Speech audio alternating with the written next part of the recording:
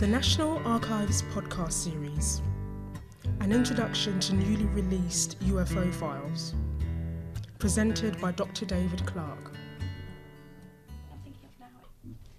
Hello and welcome. I'm Dr. David Clarke from Sheffield Hallam University. I am the author of the UFO files and I'm the consultant to the National Archives UFO project.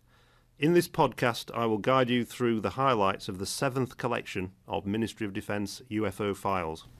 So, Dr. Clarke, what does this set of files contain? There are somewhere in the region of 8,500 pages in this collection of files, and there are 35 files in all, plus 4 annexes. And what you've got in this collection are correspondence files and copies of UFO sighting reports received by the MOD. Now, the period covered is mainly between 1997 and 2005, but within this collection of files there are also a number of historical files from the MOD's archives, and some of these go back to the 1950s. There are some from the 1960s and from the 1970s. There's a large collection of papers on the House of Lords UFO debate, which was the only time that the subject's ever been debated in the British Parliament in 1979. And there are also a lot of Ministry of Defence and Foreign Office papers on the United Nations debate on UFOs, which was held in 1977 and 1978. In the collection, there are 20 files of correspondence. There are 5 files containing UFO sighting reports received by the MOD between 2001 and 2005. There are 2 files containing parliamentary questions and inquiries on UFOs, and there is 1 UFO policy file from 1997, which covers a policy review on how the ministry handled UFO reports and correspondence. And finally, there are 7 files containing Freedom of Information requests on UFOs received in 2005. So what are the highlights of the files for you? One of the most interesting files for me is one from 1979 that reveals government concern about the risk posed by the crash landing of debris from space on the British Isles. This file was generated a short time after the crash of the Soviet nuclear-powered reconnaissance satellite Cosmos 954, which disintegrated over Canada in January 1978, and it scattered radioactive debris over quite a large area of northern Canada. And this created fears about what would happen if a similar piece of junk was to rain down from the sky over Britain. And this was at the time when the giant US space station Skylab was decaying from orbit.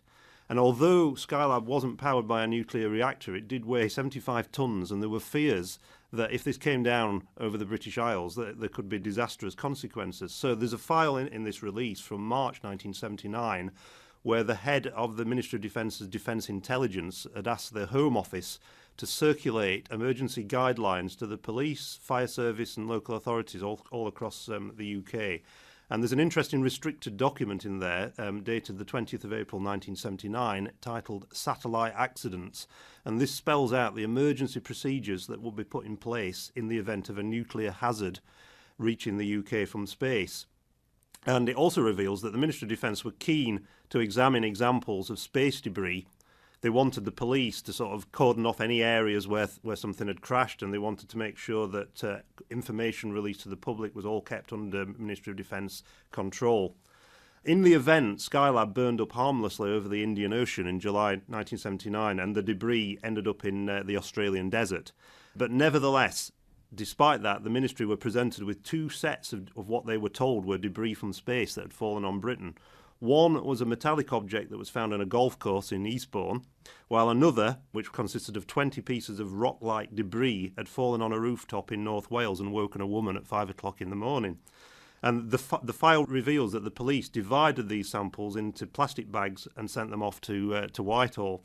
Unfortunately, the lump of metal from Eastbourne on investigation was found to be simply a piece of molten scrap metal. So no alien spacecraft or radioactive satellites in this particular instance. But I just find these files interesting because they throw light upon how the authorities would react if ever in the future there was a crash of something from outer space, whether it be a visitor from other worlds or a radioactive satellite.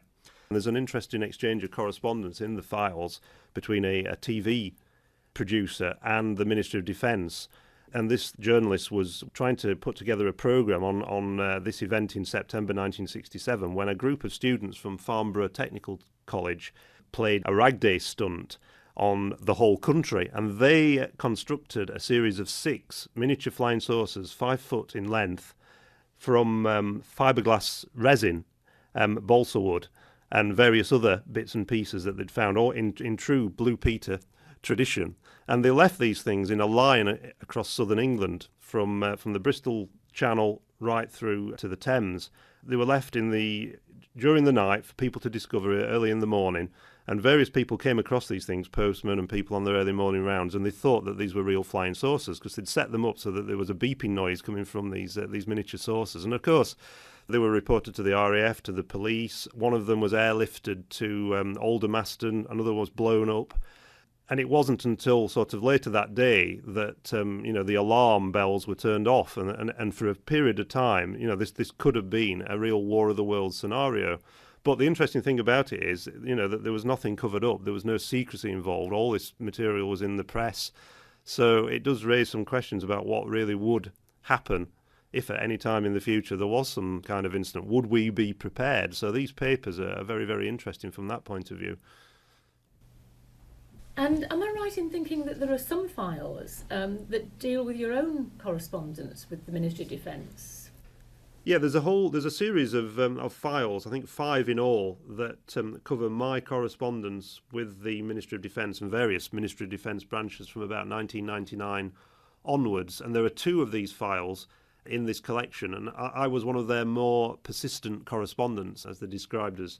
What I was trying to do at that period is persuade the Ministry of Defence, this is 5 years before we had freedom of information, that really, in order to sort of put an end to all the speculation about what they knew or didn't know about the subject, that they should basically open up their files and release them. If, as they said at the time, that they were committed to open government. This is something that Tony Blair was very keen on in 1997, and this led to the eventual arrival of freedom of information. I just said, well, you're constantly being plagued by people who are saying, what do you know about UFOs? What are you trying to hide? Well, why not open your files? So these papers, my correspondence with the MOD, basically chart my attempts to persuade them to release some of this material into the public domain.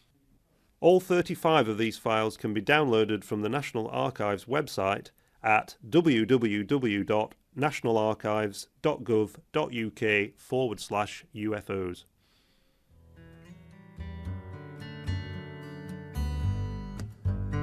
This podcast was recorded on the 15th of February. Copyright the National Archives. All rights reserved.